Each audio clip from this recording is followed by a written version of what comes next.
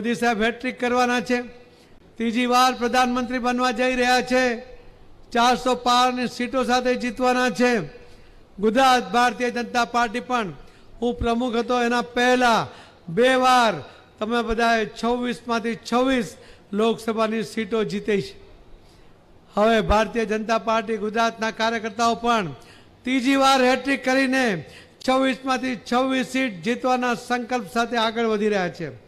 પણ ગુજરાત ભારતીય જનતા પાર્ટીનો કાર્યકર્તા આ નેતૃત્વ એને ફક્ત જીતથી સંતોષ થતો નથી, એનું ટાર્ગેટ છે કે દરેકે દરેક સીટ 5 લાખથી વધુ મતે જીતવાની છે। પણ મિત્રો, મારી તમારી ભરૂચ અને તમારા છોટા ઉદેપુર સીટ ઉપર વિશેષ અપેક્ષા છે। અહીંયા કેટલાક લોકો બહુ કૂદકા મારે છે કે નહીં? એને જરા શાંત પાડવાના છે અને એટલા માટે ભરૂચની સીટ અને છોટા ઉદેપુરની સીટ પર 5 લાખને બદલે 6 લાખનું ટાર્ગેટ રાખવાનું છે। 5 લાખનું ટાર્ગેટ મારું છે અને બીજા 1 લાખનું ટાર્ગેટ તમારા બધાનું છે। મંજૂર છે? બધા હાથ ઊંચા કરીને કરો જય શ્રી રામ। તો ક્યાંય નથી આવતું તો મનસુખભાઈ બહાર આવ્યા કરતા રમતા જીતી જવાની વાત કરે છે। આજે તો 6 લાખ 5 લાખની લીડમાં હજુ 1 લાખ આજે વધી ગયા કે 6 લાખની લીડથી અમે જીતીએ છીએ। તો આરામ કરો, તમે ઉજાગરા શું કરવા કરો છો? મહેશભાઈ લઈ જવાની શું જરૂર હતી?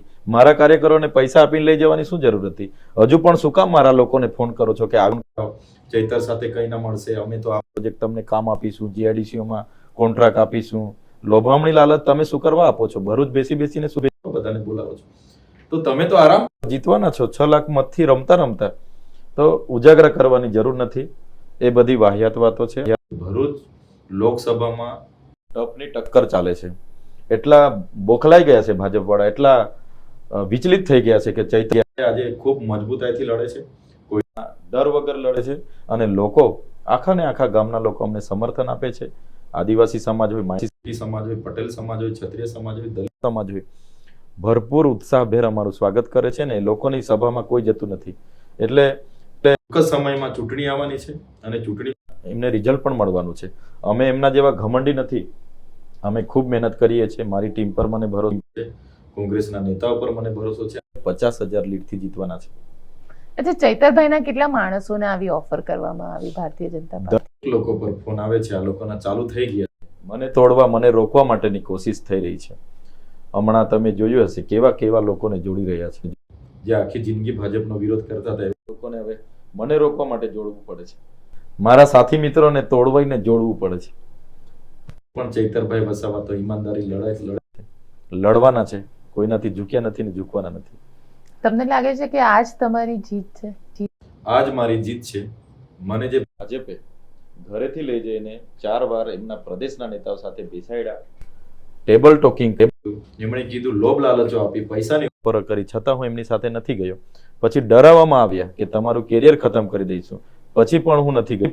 પછી જેલમાં નાખવામાં આવ્યા, ત્યાં પણ અમને કહેવામાં આવ્યું કે તમારે ભાજપમાં જોડાવું છે કે નથી, નહીં તો તમારું કેરિયર, ત્યારે પણ નથી ગયા।